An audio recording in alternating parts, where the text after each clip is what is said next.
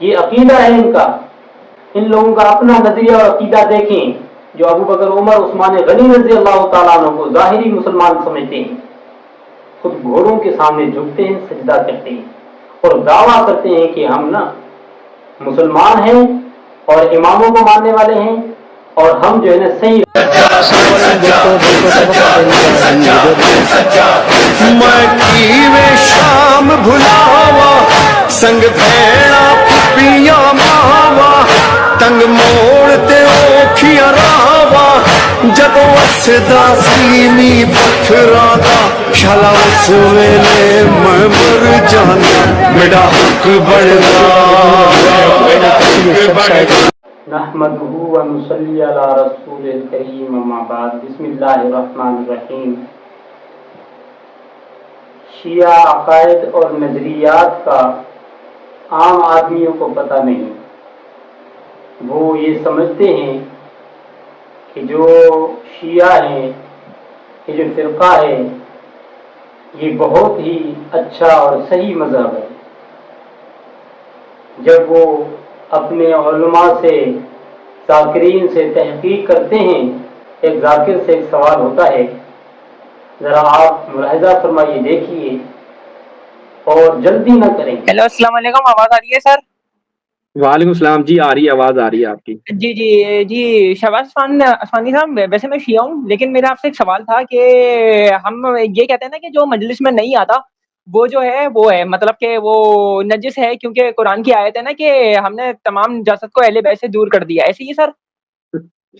جی جی، آیت تو ایسے ہی ہے، لیکن جو مجلس میں نہیں آتا وہ نجس والی بات درست نہیں ہے۔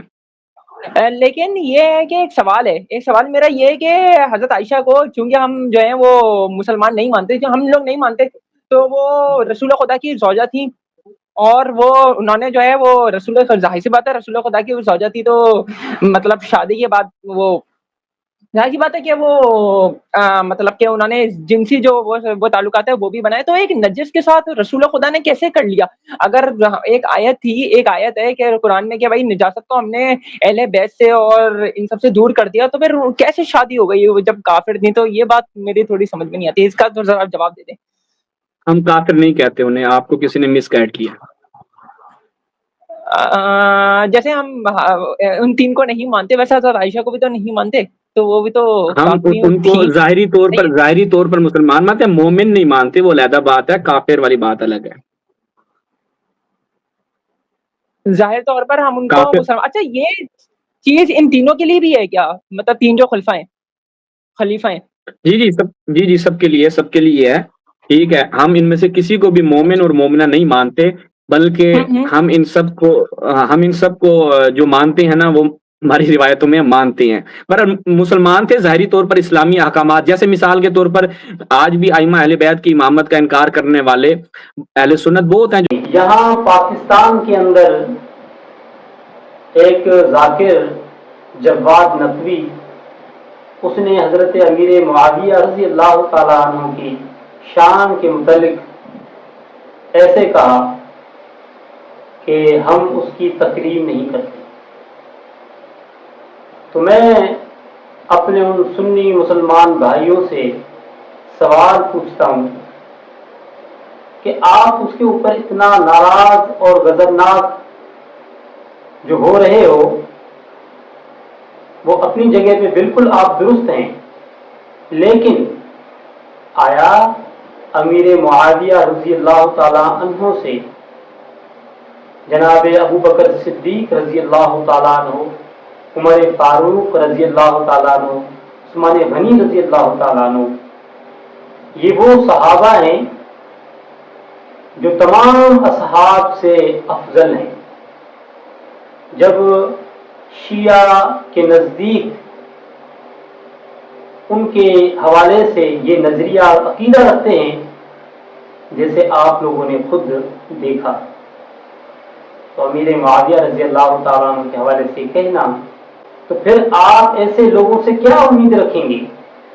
اور اس نے آگے یہ بھی کہا، یہ بھی بتایا کہ جو باقی ہیں یعنی سنی مسلمان ہیں ان کو بھی ہمیں ایسے ہی سمجھتے ہیں، یعنی جیسے ابو بکر عمر عثمان غنی رضی اللہ تعالیٰ عنہما کو سمجھتے ہیں ایسے ہی ان کو سمجھتے ہیں، کیونکہ یہ اماموں کو معصوم نہیں مانتے۔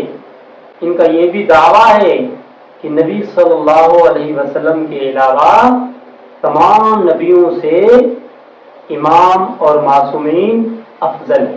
جو اماموں کو معصوم نہیں مانتے، ان کی نظر میں وہ لوگ بظاہر مسلمان ہیں، حقیقت میں مسلمان نہیں ہیں۔ تو میں ان سے سوال پوچھتا ہوں کہ مجھے بتائیں کہ علی رضی اللہ تعالیٰ عنہ نے ابو بکر صدیق رضی اللہ تعالیٰ عنہ کے پیچھے نمازیں پڑھی، عمر فاروق رضی اللہ تعالیٰ عنہ کے پیچھے نمازیں پڑھی، عثمان غنی رضی اللہ تعالیٰ عنہ کے پیچھے نمازیں پڑھی، تو پھر ان نمازوں کا کیا ہوگا؟